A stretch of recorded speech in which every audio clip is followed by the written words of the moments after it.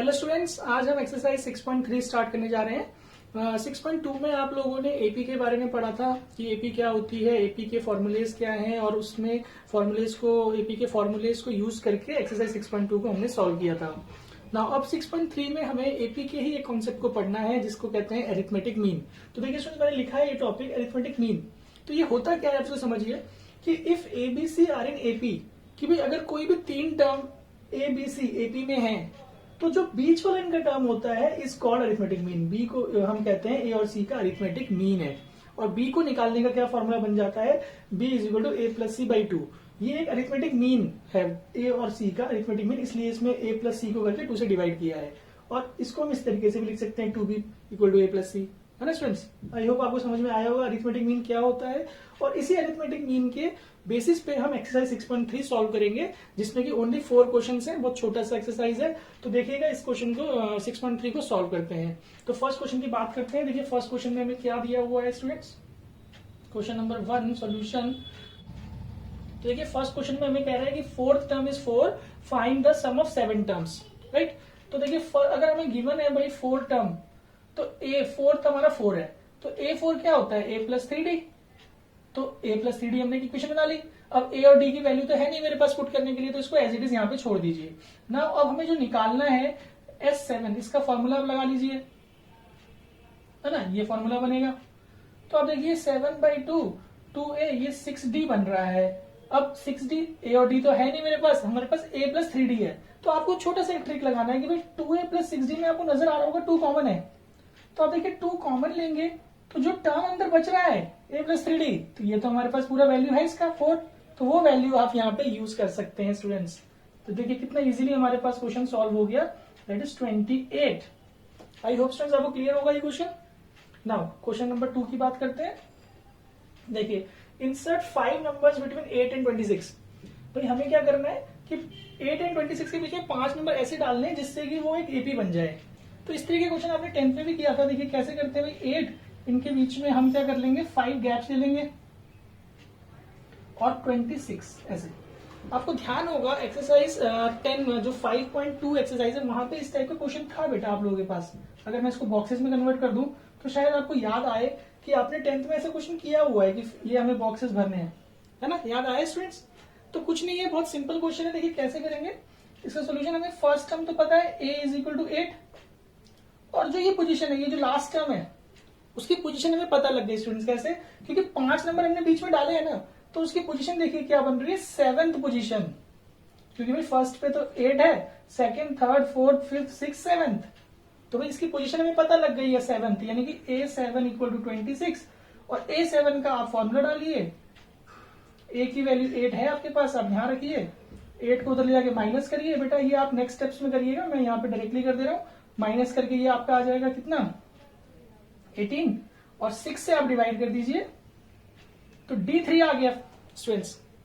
अब A और D मेरे पास आ चुका है, तो मैं कोई भी वैल्यू निकाल सकता हूं, राइट। मेरे को जैसे फर्स्ट वैल्यू निकालना है, फर्स्ट नंबर, तो उसके लिए क्या करेंगे भाई, फर्स्ट नंबर है वो सेकंड टर्म है बेटा, ध्यान रखिएगा। फर्स्ट नंबर है लेकिन सेकंड टर्म बन रहा है जो कि a प्लस डी से बनेगा।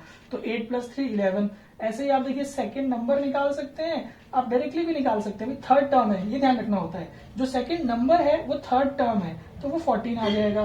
फिर ऐसे ही हमारा जो नेक्स्ट टर्म होगा जो वो हमारा 17 आ जाएगा, जो नेक्स्ट टर्म होगा वो 20, और जो लास्ट टर्म होगा that is means fifth number वो हमारा 23 आ जाएगा स्टूडेंट्स। तो यानी कि हमें 11, 14, 17, 20, 23 इनमें बॉक्सेस में डालने पड़ेंगे, जिससे कि 8 और 26 एक एपी में कन्वर्ट हो जाएगी स्टूडेंट्स। आई होप आप लोगों को ये क्लियर होगा, आप इसको नोट कर लीजिए। बट सेकेंड पार्ट, हमें -5 और इनके बीच में 10 नंबर्स डालने हैं बेटा ना। First, second, third, fourth, fifth, 6, 7, 8, 9, 10, और ये हमारे पास आ गया 17। तो बिल्कुल सेम मैंने प्रोसीड कर दीजिए भाई। ए हमारे पास 5 है, वो वाली हमें पोजीशन मिल गई A12। तो A12 का फॉर्मूला A प्लस 11D, और यहाँ पे इसकी वैल्यू -5 है, ये वैल्यू उधर जाएगी। आप नेक्स्ट स्टेप में लिखिएगा, तो ये हो गया 22 देखिए, और D की वैल्यू आपकी आ गई 2। समझ गए होंगे स्टूडेंट्स, आई होप क्लियर होगा। ठीक, अब D2 आ गया तो हम सारे टर्म्स आराम से फाइंड कर सकते हैं। तो आप फर्स्ट नंबर आप लिखिए भाई। फर्स्ट नंबर क्या होगा हमारे पास, ए प्लस डी, यानी कि हो गया हमारे पास -3। फिर सेकेंड नंबर -3 + 2 -1। थर्ड नंबर -1 + 2 यानी कि 1। आप समझ रहे होंगे, इस तरीके से आप सारे 10 नंबर्स फाइंड कर लीजिएगा स्टूडेंट्स। ठीक है, 10 नंबर अगर हमें निकालना है तो ए प्लस हमारे पास जो पोजीशन बनेगा वो 11D यानी कि 10D पे आ जाएगा। क्यों? बिकॉज जो 10th नंबर है हमारा वो हमारा A11 बनेगा स्टूडेंट्स, ये ध्यान रखिएगा। तो A हमारा -5 + 10 × 2 दैट इज -5 + 20 15। ऐसे भी आप इसको कर सकते हैं। तो मैंने ये निकाल दिया। अब इसमें ध्यान देने वाली बात ये है कि इसका जो सेकंड पार्ट है वो बहुत इंपॉर्टेंट है। सेकंड पार्ट के लिए हमें क्या कह रहा है कि देखिए, and prove that their sum is 10 times the AM between -5 and 17। ये हमें प्रूव करना है। तो देखिए, इसके लिए आप फॉर्मूला लिखिए, वी नो दैट, ध्यान रखिएगा इसका फॉर्मूला क्या है, सम ऑफ अरिथमेटिक मीन्स, यहां लिख लेते हैं sum of n arithmetic means, n arithmetic means is equal to n times of a plus b by 2। अब समझिए ध्यान से क्या मतलब हुआ इसका, कि सम ऑफ n arithmetic means, भाई हमारे पास, हमें यहाँ प्रूफ क्या करना है कि हमारे पास 10 है, तो 10 arithmetic mean का जो सम आएगा वो 10 × a plus b के बराबर आएगा। तो आप देखिए, सम ऑफ 10 arithmetic mean हम कैसे निकालेंगे, बिकॉज यहां से, अब यहां से लेके यहां तक आपको देखना है कि भाई इस नंबर पोजीशन पे -3 आ चुका था, इस पोजीशन में -1 और लास्ट पोजीशन हमारा था 15, राइट। तो सम ऑफ 10 अरिथमेटिक मीन्स में मैं एपी का फॉर्मूला लगाऊंगा, 10 - 1 9D हो गया। ये मैं एलएचएस को सॉल्व कर रहा हूं, देखिएगा। तो ये 5 मल्टीप्लाइड बाय 2a, 2a में हमारे पास 2 × -3 + 9 × 2, समझ रहे होंगे, a की वैल्यू -3 बन जाएगी, क्योंकि अभी हम 10 अरिथमेटिक मीन्स, जो हमारे 10 अरिथमेटिक मीन है उन्हीं का सम ले रहे हैं स्टूडेंट्स। तो यानी कि ये नंबर और वो नंबर कंसिडर नहीं हो रहा है। तो यहां से आप क्या कर सकते हैं, -6 + 18, ये हो गया आपका 12, और 12 5 = 60। तो देखिए 60 हमारा एलएचएस आ गया कि भाई सम ऑफ 10 अरिथमेटिक मीन्स, मतलब आपके -3 से लेकर के 15 तक जो हमने नंबर डाले हैं उनका सम 60 है। अब एलएचएस में कैसे प्रूव होगा कि भाई हमारे पास 10 तो है ही, और ए क्या है हमारा, ये जो नंबर था -5 जिनके बीच में हमने नंबर डाले हैं, प्लस बी क्या है हमारे पास 17। तो 10 × में ये आ गया 12/2, तो देखिए 6 × 10 = 60। तो LHS = RHS, हेंस वेरीफाइड। आप समझिए ध्यान से बेटा, बहुत अच्छा पार्ट है ये। इसमें आप ध्यान रखिएगा, मैंने जो फॉर्मूला यूज किया है वो फॉर्मूला हमने क्या यूज किया है उसको देखिए, कि भाई सम ऑफ 10 की जगह में आप n कर लीजिए। अभी जब क्वेश्चन सॉल्व करेंगे तो 10 ही लिखिएगा।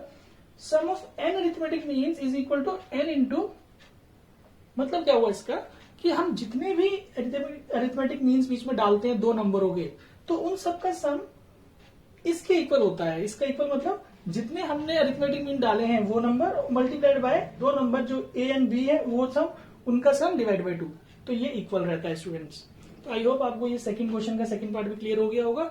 Note it down, then we will move on to the question number 3। देखिए स्टूडेंट्स, क्वेश्चन 3 करते हैं, if a is the arithmetic mean between a and b, prove that this.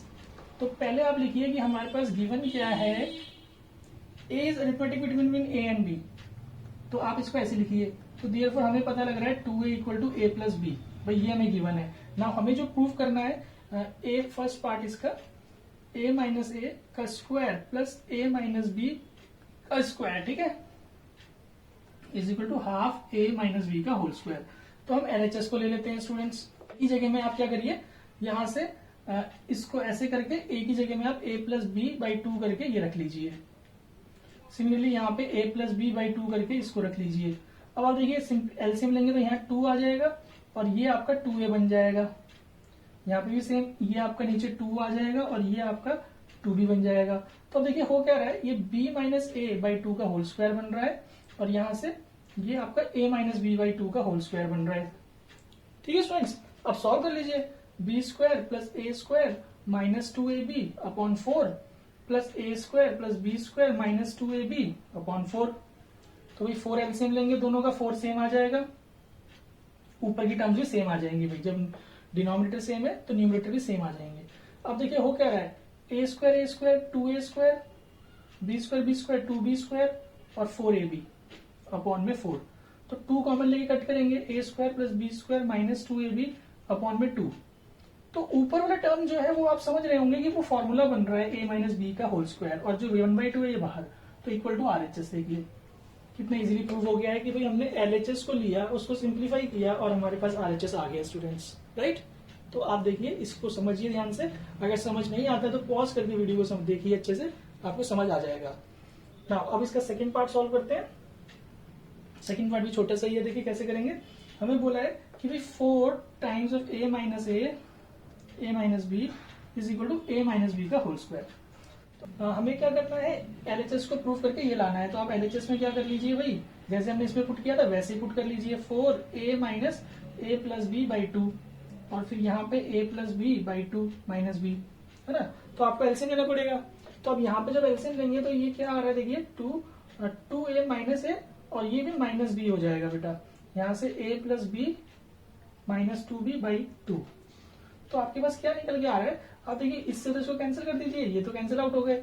यहाँ पे आपके पास बचा 2a minus a minus B, ये भी आपका a माइनस बी। तो आप समझ गए होंगे कि कैसे प्रूव हुआ, इक्वल टू RHS। हमने LHS को लिया, सॉल्व किया, उसमें a की कैपिटल A की वैल्यू डाली, और ये हमारा आंसर आ गया RHS। तो आई होप स्टूडेंट्स क्लियर होंगे ये दोनों पार्ट। नाउ आप इसको नोट कर लीजिए, we will discuss fourth question. आप स्टूडेंट्स फोर्थ क्वेश्चन सॉल्व कर लेते हैं। इस एक्सरसाइज का लास्ट क्वेश्चन मैंने इसको यहाँ पे लिख लिया है। हमें ये बोला जा रहा है कि there are n arithmetic means between 3 and 17। तो पहली लाइन से हमें क्या समझ में आया कि 3 और 17 के बीच में n नंबर्स हैं, है ना, n नंबर्स डाले गए हैं। तो इससे क्या क्या इन्फॉर्मेशन मिल रही है, देखिए आपको ये तो पता लग रहा है कि भाई a तो हमारा 3 हो गया, राइट। अब ये 17 है, ये कौन सी पोजीशन पर है। जैसे मैंने आपको समझाया था जब हमने सेकंड क्वेश्चन किया था कि हमने 5 नंबर्स डाले 8 और 26 के बीच में, तो जो 26 था उसकी पोजीशन क्या बन रही थी स्टूडेंट्स, उसकी पोजीशन 7 बन रही थी। कैसे, कि हमने 5 नंबर डाले तो 5 प्लस 2 करके उसकी पोजीशन आ रही थी। इसी तरीके से जब हमने 10 नंबर इसमें डाले तो 17 की पोजीशन क्या आई थी स्टूडेंट्स, बताइए। यस 12 आई थी, है ना। 12 क्यों, क्योंकि वहां पे पहला नंबर भी तो काउंट होता है। यानी कि हम जितने नंबर डालते हैं, जैसे 10 नंबर डाले तो 10 प्लस 2 करने पे उसकी पोजीशन आ जाती है। तो इसी तरीके से आप बताइए कि भाई अगर हम n नंबर्स डालेंगे इनके बीच में तो 17 की पोजीशन क्या होगी। यस बोलिए, गेस करिए।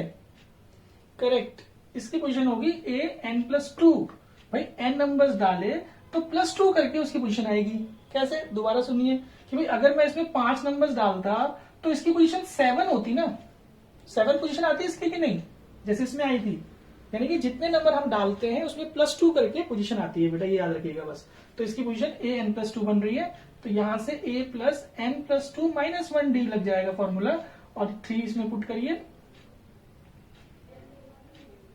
तो देखिए n+1d इज इक्वल टू आपके पास आ जाएगा 14। इसे हम बोलेंगे फर्स्ट इक्वेशन, या इसको आप और सॉल्व करके लिख लीजिए लाइक nd प्लस d, क्योंकि इसको हमें आगे सॉल्व करना पड़ेगा। तो ये हमारी फर्स्ट इक्वेशन हो गई।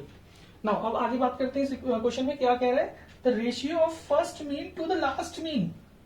भाई जो पहला मीन था ये वाला, तो इसकी पोजीशन देखिए, ध्यान दीजिएगा, first mean to last mean, मतलब 2 को हटा के अगर हम ये लिख ले रेशियो, यहां लिख लीजिए गिवन, ये दिया हुआ है last mean is equal to, हमें दे रखा है 1:3। तो अब समझिए, समझने वाली बात क्या है कि जो फर्स्ट मीन है वो क्या है, वो हमारा फर्स्ट मीन जो है वो हमारा सेकंड टर्म है बेटा। तो देखिए फर्स्ट मीन हमारा जो फर्स्ट मीन है वो हमारा सेकंड टर्म है, इसमें तो कोई कंफ्यूजन नहीं होगी। अब जो लास्ट मीन है उसको समझिए, लास्ट मीन वो हमारा क्या है भाई, लास्ट मीन जो हमारा लास्ट नंबर है उससे पहला एक नंबर है, ठीक। अब हमें लास्ट नंबर की पोजीशन तो पता है ना, लास्ट नंबर की पोजीशन n+2 पोजीशन थी भाई, ये है ना। तो उससे पहला वाला पोजीशन क्या होगा आप बताइए भाई, n+2 माइनस 1 पोजीशन होगी, यानी कि n+1 पोजीशन होगी। इसको समझिए ध्यान से, अगर ये आपने समझ लिया तो आप इस क्वेश्चन को सॉल्व कर पाएंगे इजीली। भाई जो फर्स्ट मीन है वो तो हमारा सेकंड टर्म है, क्लियरली पता लग रहा है, लेकिन जो लास्ट मीन है वो हमारा लास्ट नंबर से एक पीछे का नंबर है पहले का, और लास्ट नंबर की पोजीशन क्या है भाई, n+2 पोजीशन है अभी, ये ध्यान रखिएगा। इसको हम an नहीं बोल सकते, लास्ट नंबर नहीं बोल सकते, अभी n नहीं बोल सकते, n+2 इसकी पोजीशन है। तो जो इसकी पोजीशन होगी वो क्या होगी भाई, क्लियरली पता लग रहा है, एक नंबर पहले आई है इससे, तो n+2 माइनस 1 किया तो n+1 पोजीशन पे ये आ रहा है, यानी कि an+1 इक्वल टू 1:3। अगर आपको ये कॉन्सेप्ट समझ में आ गया तो आप इसको इजीली कर पाएंगे, अदरवाइज थोड़ा सा कंफ्यूजन रहेगा, ठीक। आई होप क्लियर होगा। आप देखिएगा दोबारा से जो मैंने समझाया उस चीज को दोबारा रिपीट करके सुनिएगा, जिससे आपको शायद क्लियर हो जाए। क्या बोला मैंने कि जो हमारा लास्ट मीन है वो हमारा लास्ट टर्म से पहले का नंबर है। अब इस क्वेश्चन में जो लास्ट टर्म है उसकी पोजीशन n नहीं है, उसकी पोजीशन n+2 है, तो इसलिए उससे पहले का जो पोजीशन होगा वो n+2 -1 होगा बेटा। आई होप क्लियर हो गया होगा। बस अब इसको सॉल्व करिए। रेशियो a प्लस देखिए n+1 -1d ये लगेगा फॉर्मूला इसमें 1/3। a की वैल्यू आपके पास है 3 प्लस d, यहाँ पे 3 प्लस ये कैंसिल हो गया nd ही रहेगा, क्रॉस मल्टीप्लाई कर लीजिए तो ये आ जाएगा आपके पास कितना 3 plus nd equal to 9 plus 3d को इधर ले आइए nd और ये हो जाएगा आपके पास -3d इक्वल टू 6। ये सेकंड इक्वेशन हो गई। आई होप आप लोग फर्स्ट और सेकंड को सॉल्व कर पाएंगे इजीली। चलिए कर लेते हैं, इन दोनों को सब्ट्रैक्टिंग कर लीजिए, है ना, सब्ट्रैक्टिंग इक्वेशन 2 एंड इक्वेशन 1। तो मैं 2 को पहले लिख लेता हूँ nd -3d इक्वल टू 6, इसको नीचे लिख लेता हूँ nd plus d equal to 14। तो ये सब्ट्रैक्टिंग करने पे साइन चेंज होते हैं, cancel out, -4d is equal to, आप देखिए -8, तो d की वैल्यू क्या आ जाएगी, आप देखिए 2, है ना, -4d इक्वल टू -8, तो d की वैल्यू 2। अब d की वैल्यू अगर 2 आ गई है तो आप इसको इसमें पुट कर दीजिए, तो आपके पास क्या आ जाएगा, देखिए n+1, 2 इक्वल टू 14 था, तो 2 यहां से डिवाइड में आ जाएगा, 7 हो गया ये टर्म, और -1, तो n7 - 1 that is n equal to 6। तो आई होप स्टूडेंट्स आप लोगों को ये समझ में आया होगा कि भाई किस तरीके से इस क्वेश्चन को सॉल्व करना है। इसमें मेन कॉन्सेप्ट यही वाला है कि भाई first mean to last mean के कॉन्सेप्ट को अच्छे से समझिएगा। अगर आपको ये समझ आ गया तो आप ये क्वेश्चन भी समझ जाएंगे। आई होप स्टूडेंट्स आपको ये वीडियो अच्छा लगा होगा, इसमें जो मैंने मेथड समझाए हैं वो आपको समझ आए होंगे। तो आप इस वीडियो को अपने दोस्तों के साथ ज्यादा से ज्यादा शेयर कीजिए, जिससे हमें ज्यादा सब्सक्राइबर्स मिल सकें। Thank you.